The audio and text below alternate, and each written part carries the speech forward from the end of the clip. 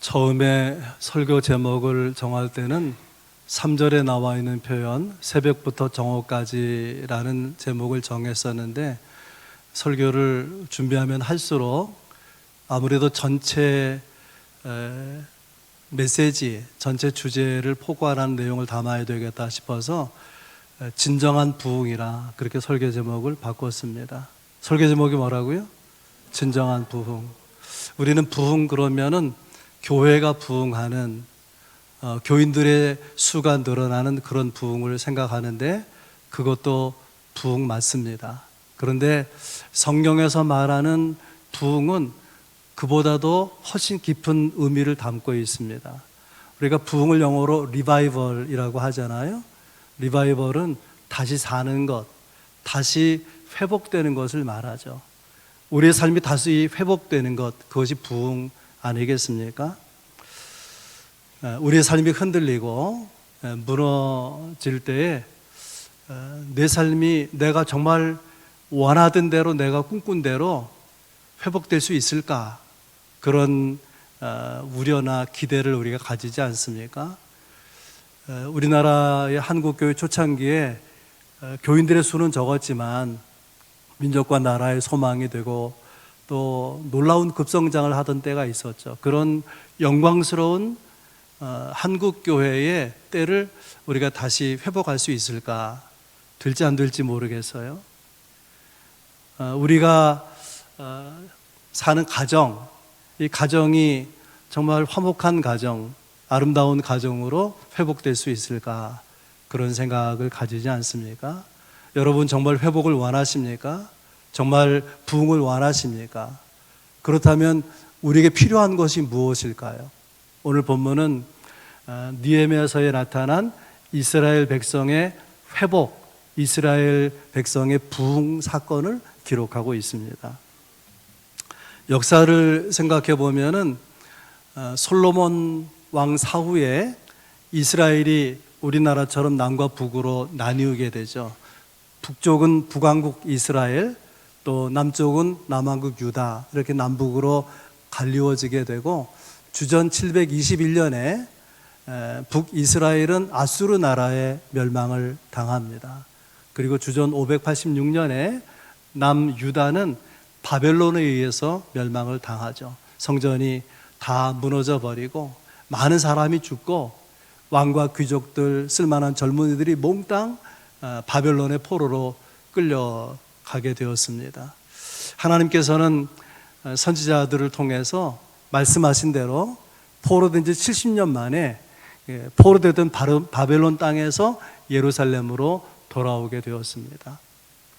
느헤미야라고 하는 사람이 이 포로 3세거든요. 포로된 3세인데 자기가 있는 지역의 왕 아닥사다 왕한테 간청을 해서 고국이 무너져서 회복되지 못하고 있는데, 나는 예루살렘 성벽을 재건하기 원합니다. 간청을 해서 허락을 받았어요. 왕의 사랑을 받는 신하이기 때문에. 그래서 유대 총독으로 파견되어서 예루살렘에 오게 됩니다. 와서 성벽을 건축하는데 사마리아 사람들의 아주 집요한 지속적인 방해가 있었어요.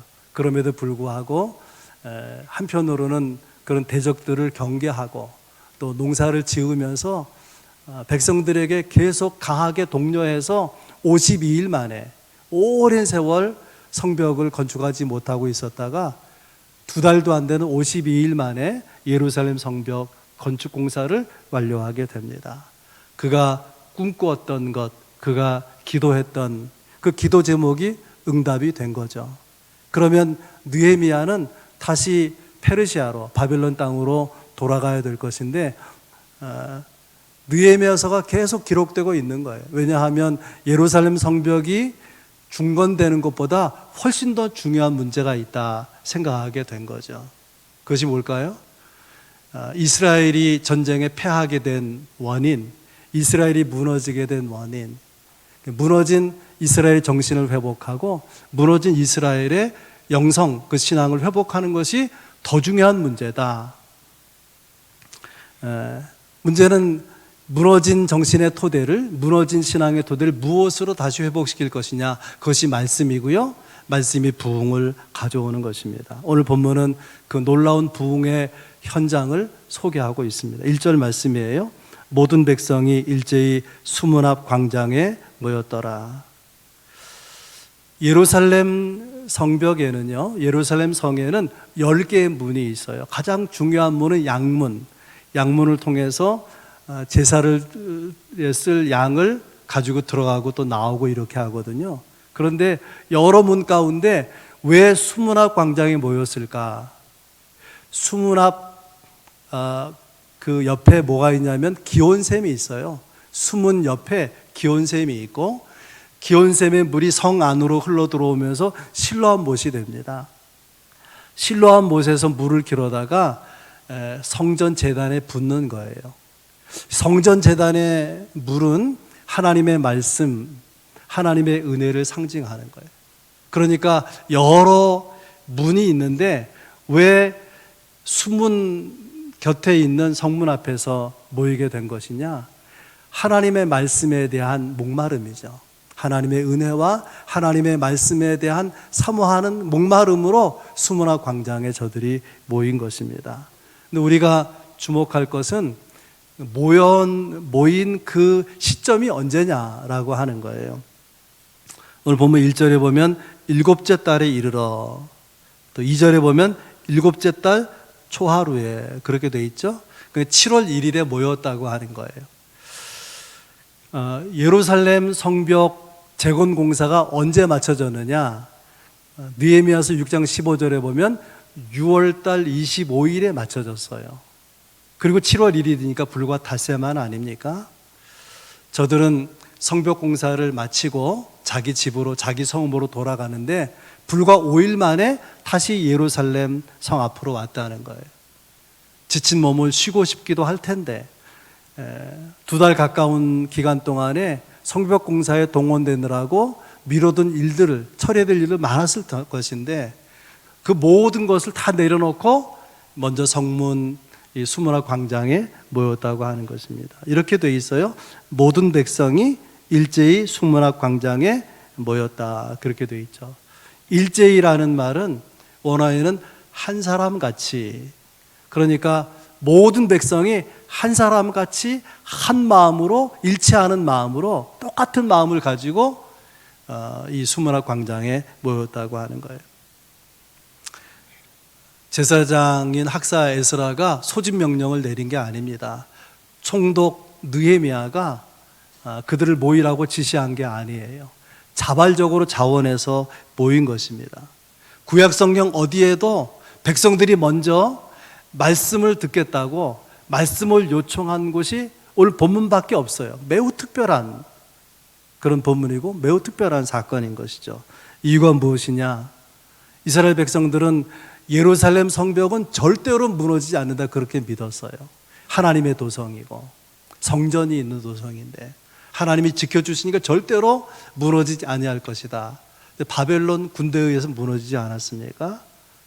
그래서 무너진 성벽을 쌓으며 생각하고 깨달은 것이 뭐냐면은 하나님이 지켜주시지 않으면은 아무리 견고한 예루살렘 성벽도 무너지는 것이다. 그러니까 하나님이 지켜주시지 않으면 안정과 평안은 없는 것이다. 그래서 하나님의 은혜를 사모하고 하나님의 말씀을 사모해서 수문 앞 광장에 일제히 한 마음으로 달려나오게 된 것이죠. 우리는 어떻습니까? 우리는 살아가면서 나름대로 성벽을 쌓아요. 돈을 모아서 어느 정도 돈이 되면은 내 삶이 안정될 것이다. 그래서 돈 버는데 열심히 한 사람들이 있죠. 어떤 사람은 자기가 가지고 있는 사회적인 지위가, 자기가 가지고 있는 권력이 자기 삶의 안전한 성벽이 될 거라고 여기고요. 또 어떤 사람들은 그걸 다 떠나서 내가 마음을 좀 내려놓고 그래서 소확행, 여러분 들어보셨죠? 소소한 확실한 행복을 추구하는 거죠. 그래서 삶이 안정되고 편안할 것이라고 여기는데, 문제는요, 그렇게 나름의 안전을 도모하는데 안전의 근원이신 하나님을 소홀히 하고 있다는 거예요. 그들에게 안전과 평안을 주시는 하나님을 가까이 할 시간에 자기의 성을 쌓는데 분주했다는 것입니다. 여러분 생각해 보세요. 예루살렘 성벽이 오랜 세월 견고하게 지켜졌는데 무너진 이유가 뭘까요? 성벽이 견고하지 못해서일까요? 또 저들이 최선을 다하지 않아서 그럴까요? 성벽을 지키는 군대 편성이나 질서나 그런 군사 전략이 문제가 있어서일까요? 성벽이 무너진 유일한 이유는 하나님의 말씀을 저들이 잃어버렸다는 거예요. 하나님과의 관계에서 저들이 비껴나갔다고 하는 것입니다. 그래서 성벽이 무너진 것을 깨달았기 때문에 자원해서 누가 명령한 것이 아닌데 자발적으로 수문학 광장에 모였고 학사 제사장 에스라를 청해서 말씀을 들려달라고 그렇게 말씀을 사모하는 마음으로 광장 앞에 모이게 된 것입니다. 말씀을 듣게 되고요. 말씀이 설명되어질 때에 저들은 깨닫고 부흥을 경험하게 됩니다. 이것이 성경에 나타난 최초의 부흥 사건이고요. 최고의 부흥 사건이고 진정한 부흥 사건입니다. 이스라엘 백성들이 본래 영적으로 깨어있는 사람들이 아니에요. 하나님의 말씀에 무관심했고 말씀을 전하는 종들을 저들이 멸시했고 그래서 잡아 가두기도 하고 때로는 돌로 쳐 죽이기도 하고 하나도 저들이 달라진 바가 없어요. 율법은 율법대로 그대로 있고 이스라엘 백성들은 그대로 있는데 단 한 가지 달라진 것이 있다면 말씀에 대한 태도가 달라진 거예요. 어떻게 달라졌는지 오늘 본문을 통해서 저들의 달라진 세 가지 태도, 말씀에 대해서 달라진 세 가지 태도를 함께 나누면서 은혜 받기 원하는데요. 첫 번째 태도는 말씀에 귀를 기울였다는 거예요. 3절입니다. 수문학 광장에서 새벽부터 정오까지 남자나 여자나 알아들을 만한 모든 사람 앞에서 읽음에 뭇 백성이 그 율법책에 귀를 기울였는데 여기 우리가 묵상할 세 가지 표현이 있어요. 첫 번째는 새벽부터 정오까지. 그러니까 새벽을 5시, 6시, 5시로 보면 7시간, 6시로 보면 12시간을 줄곧 하나님의 말씀을 서서 들었다고 하는 거예요. 설교하는 시간이 아니잖아요. 설교에는 예화가 있어요.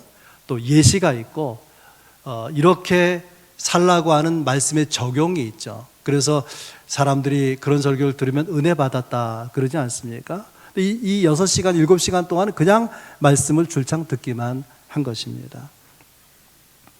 또 이렇게 돼 있어요. 남자나 여자나 알아들을 만한 모든 사람. 이 표현이 2절에도 나와요. 2절에도 3절에도 남자나 여자나 알아들을 만한 모든 사람. 줄이면 남녀노소. 누구든지 말씀을 사모하는 사람, 그 말씀을 알아들을 수 있는 사람 다 모여서 말씀을 들었다는 거예요. 말씀을 누가 들어야 되느냐? 모든 사람이 들어야 될 말씀이라 그 말이에요.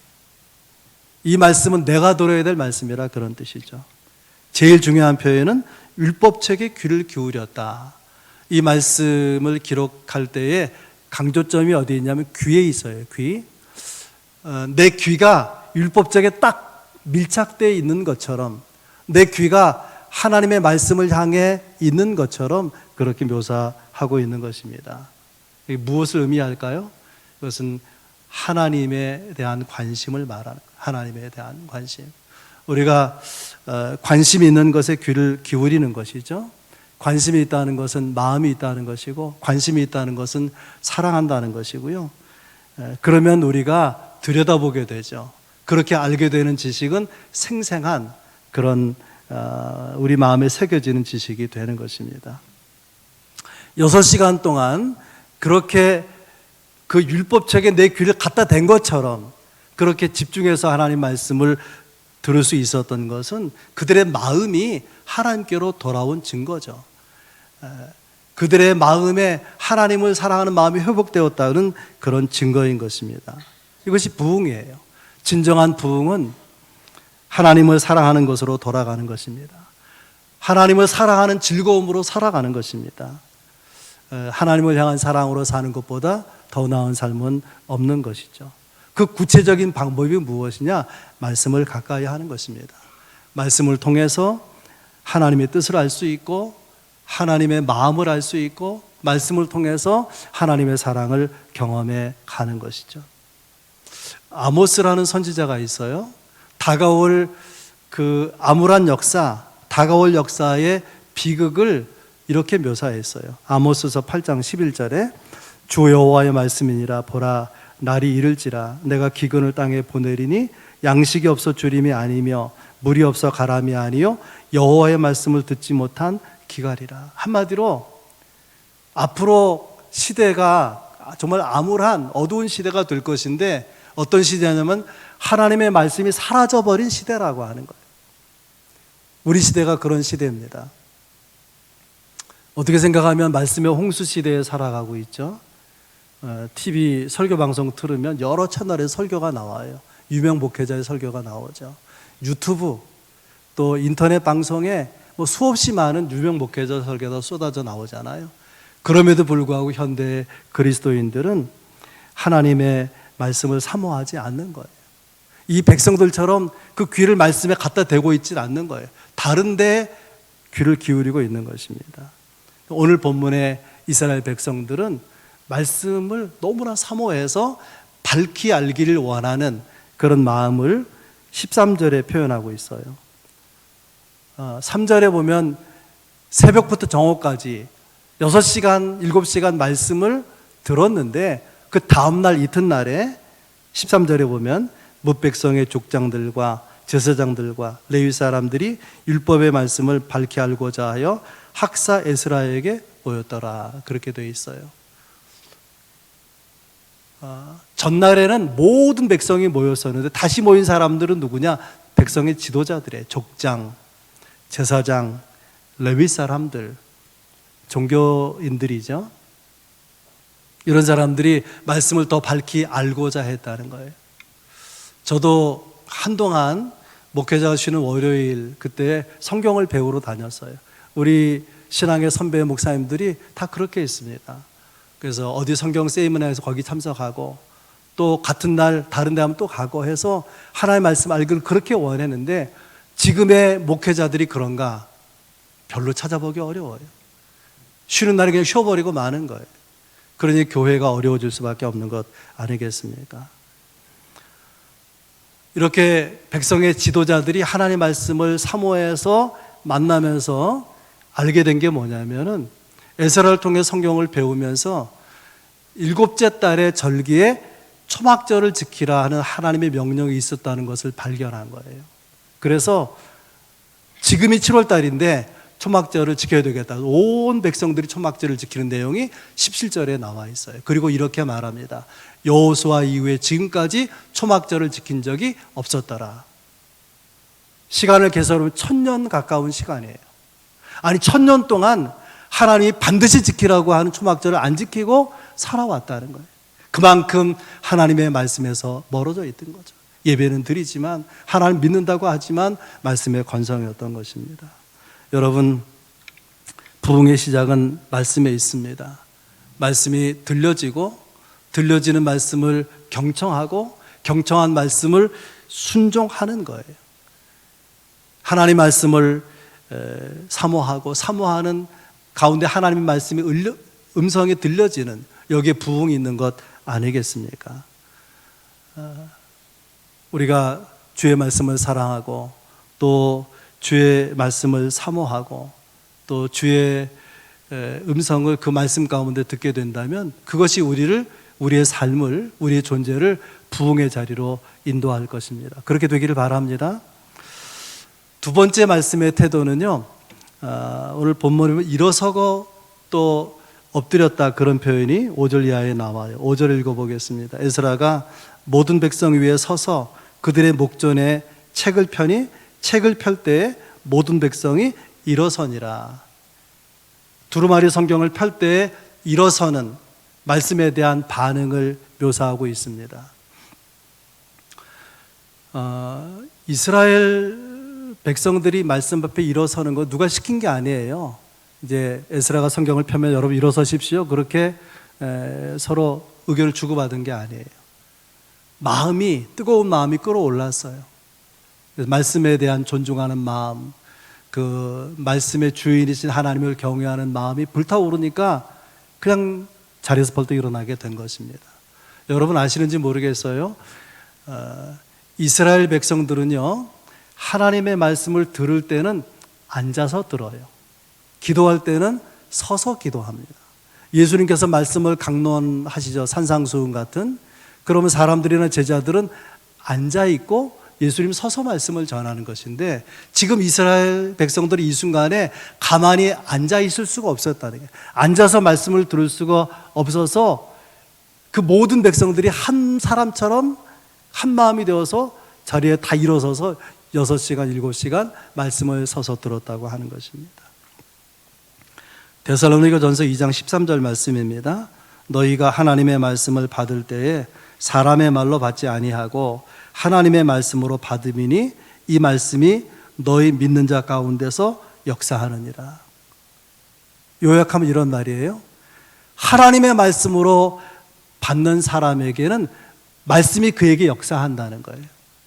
우리가 읽는 성경이든지 듣는 설교든지 사람의 말이 아니라, 그냥 성경책의 기록이 아니라 내게 주시는 살아있는 하나님의 말씀으로 받게 되면은 그 말씀이 나를 움직인다는 거예요. 나를 변화시킨다고 하는 거예요. 거기서 부흥이 일어나는 것입니다. 6절에 이런 말씀이 있어요. 에스라가 위대하신 하나님 여호와를 송축하며 모든 백성이 손을 들고 아멘 아멘 하고 응답하고 몸을 굽혀 얼굴을 땅에 대고 여호와께 경배하니라. 에스라가 하나님을 송축했다. 다른 말로 하면 하나님을 찬양했다는 거예요. 그래서 백성들이 아멘으로 응답하고 그 앞에 엎드려 경배했다는 것입니다. 지금 1절서부터 읽어보면 6시간 성경을 읽고 들었다고 되어 있는데 5절서부터는 그걸 다시 설명하거든요. 그런데 성경을 펴서 아직 읽기 전인데 아멘 아멘으로 화답하는 거예요. 우리의 태도가 얼마나 다릅니까? 우리는 어디 한번 말씀 들어보자, 설교 잘하는지 못하는지, 또 그 말씀이 어떤지. 그래서 마음에 들면 아멘 하고 안 들면 아멘을 안 하는 거예요. 내가 순종할지 안 할지는 들어보고 결정하겠다는 거예요. 근데 지금 이 사람들은요, 말씀을 듣기도 전에 성경을 펴니까, 이제 읽어질 거 아닙니까? 펴니까 그냥 아멘 하는 거예요. 아멘으로 받아들이겠다. 무슨 말씀이 기록되었든지 무슨 말씀이 들려지든지 나는 아멘입니다. 나는 믿음으로 받아들이겠습니다. 얼마나 좋은 태도입니까? 여러분, 하나님의 말씀은 듣고 난 다음에 순종을 결정할 책이 아니고요, 듣기 전에 순종을 결심하고 들어야 될 책인 것입니다. 6절 내용을 요약하면 에스라는 찬양하고 백성들은 아멘하고 경배했다. 백성들이 경배했다. 더 줄이면 찬양하고 경배했다, 그런 내용이죠. 찬양하고 경배했다. 그래서 우리가 경배와 찬양이라는 말을 하는데, 여러분, 경배는 뭐고 찬양은 뭡니까? 어떻게 다른 것입니까? 찬양은 칭송하는 거예요. 하나님 잘하셨습니다 하고 영광을 올려드리는 거예요. 왕이나 장군이 이제 전쟁터에 나가 싸우고 승리해서 돌아오게 되잖아요. 그 개선문을 지나올 때에 백성들이 환호하면서 장군이여 왕이여 잘하셨으며 막 박수갈채를 하죠. 그게 찬양하는 거예요. 그게 칭송하는 것입니다. 그런가 하면 경배는 뭐냐면, 왕이 보좌에 앉잖아요. 그럼 대소신료들이 그 앞에 엎드려서 절을 하죠. 그게 경배하는 거예요. 당신은 나의 주군입니다. 나의 왕이십니다. 자기를 엎드려 낮추고 왕을 높이는 거예요. 왕이 어떤 일을 행한 거고 관계없어요. 무슨 일을 행하지 않았어도 그가 왕이기 때문에 그 앞에 나를 놓죠. 그를 높이는, 이게 경배거든요. 그래서 찬양과 경배가 다 귀한 것이지만 뭐가 더 깊은 신앙이냐? 경배가 깊은 신앙이에요. 우리에게 경배하는 신앙이 있다는 것은 하나님이 내게 어떤 은혜를 주시지 않았어도, 하나님이 나를 위해서 어떤 일을 하지 않았어도 그분이 하나님 되시기 때문에, 나의 하나님이기 때문에 나는 경배합니다. 이게 경배인 거예요. 여러분, 우리의 심령 안에서, 우리의 삶 가운데서 말씀의 권위가 회복되고, 이건 하나님의 말씀이라는 권위가 회복이 되고 우리가 믿는 하나님이 하나님이라고 하는 하나님 되심이 회복되면 우리도 엎드리게 되는 것입니다. 우리에게 그가 어떤 일을 하셨느냐 더 이상 중요한 문제가 아닌 거예요. 왜냐하면 이미 주님의 임재가 주님의 현존이 나를 가득 채워 있기 때문에 그 은혜에 압도되어 있기 때문에 무슨 일을 하고 안 하셨는지는 중요한 문제가 아니라고 하는 거예요. 이런 깊은 은혜가 여러분 가운데 경험될 수 있기를 바랍니다. 세 번째 달라진 말씀의 태도는 말씀을 듣고 울었다. 9절에 나와요. 백성이 율법의 말씀을 듣고 다 우는지라. 여러분 그냥 눈물이 납니까? 가만히 있어도 괜히 여러분 울음이 나옵니까? 그런 건 아닌 것이죠. 7절에 보면 에스라의 사역을 도운 13명의 이름이 기록되어 있는데요. 7절에는 그들이 백성들에게 율법을 깨닫게 하였다. 8절에는 그 뜻을 해석하여 백성들에게 낭독해서 깨닫게 했다. 그러자 저들이 다 울었다는 거예요. 어떻게 생각하면 그들이 울린 것 같잖아요. 정말 그들을 울린 것은 누구일까? 무엇이 그들을 울린 것일까? 말씀이죠. 말씀이 마음을 휘어잡은 거예요. 말씀이 마음을 움직인 것입니다. 그러면 에스라를 비롯한 13명의 사역자는 누구냐? 그 일에 쓰임받은 도구인 것이죠.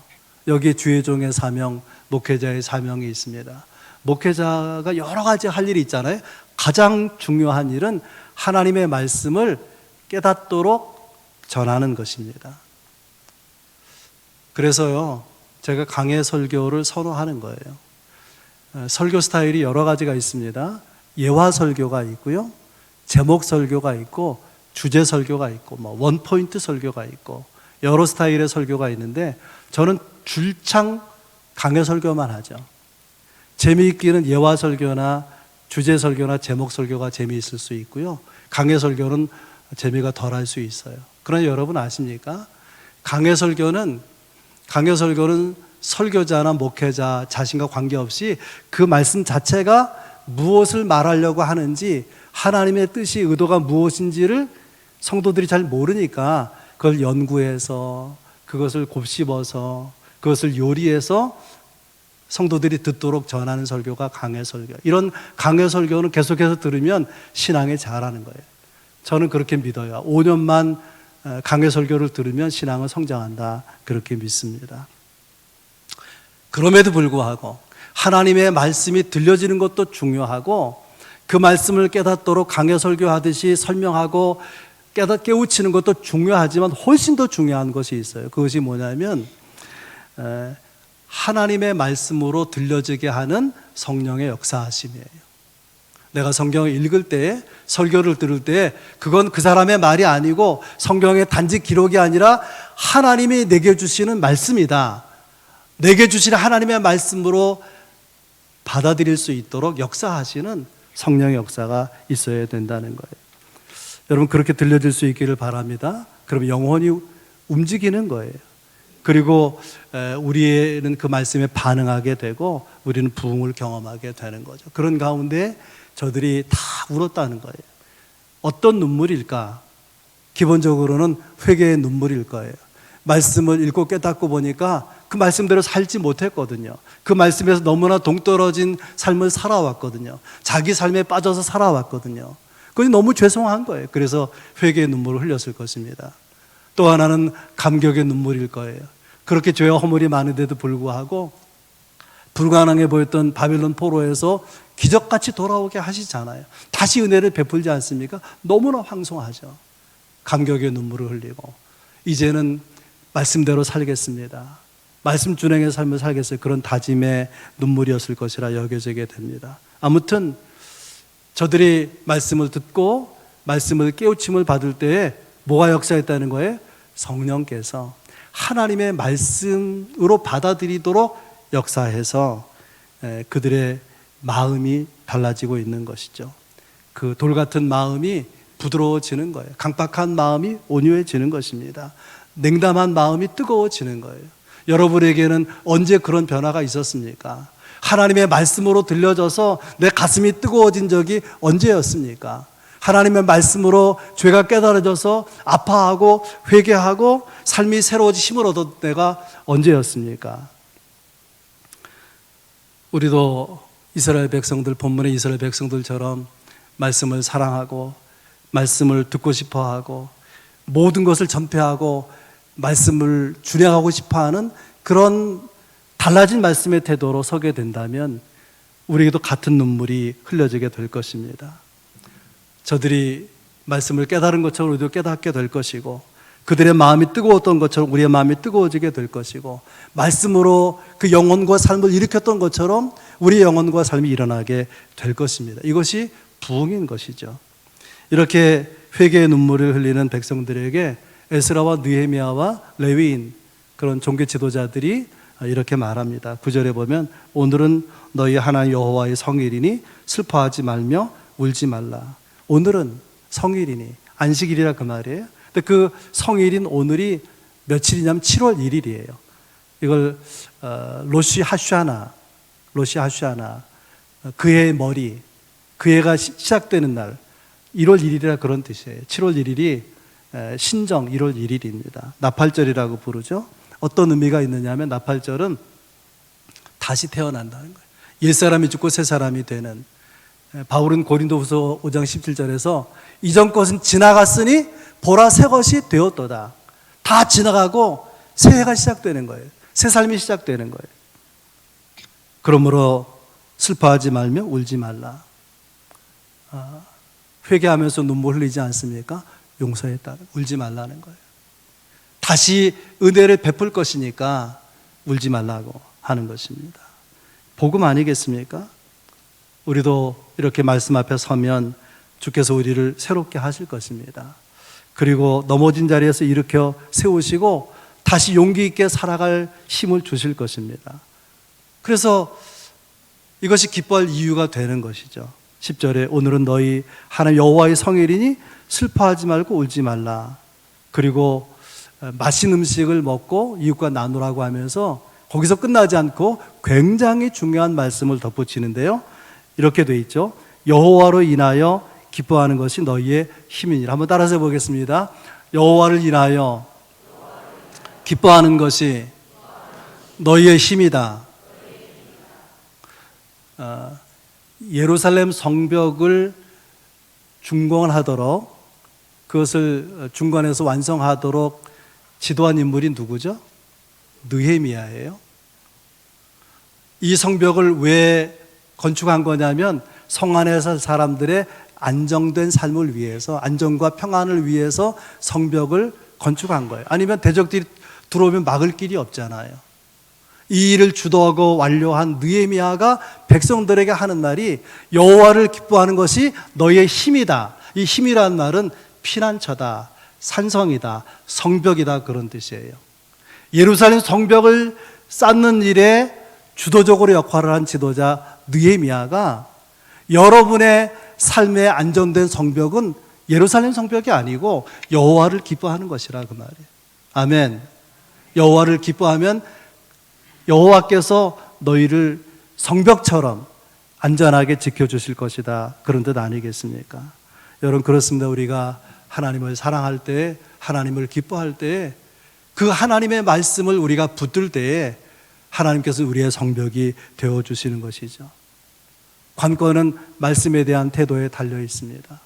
저들은 똑같은 사람들인데, 똑같은 율법을 받고 있는 사람들인데 뭐가 달라졌다고요? 말씀을 대하는 태도가 달라진 거예요. 말씀에 귀를 기울인 거예요. 들려지는 말씀에 아멘으로 화답하고 엎드리면서 하나님의 말씀으로 받은 거예요. 하나님의 말씀을 여겼기 때문에 순종한 것입니다.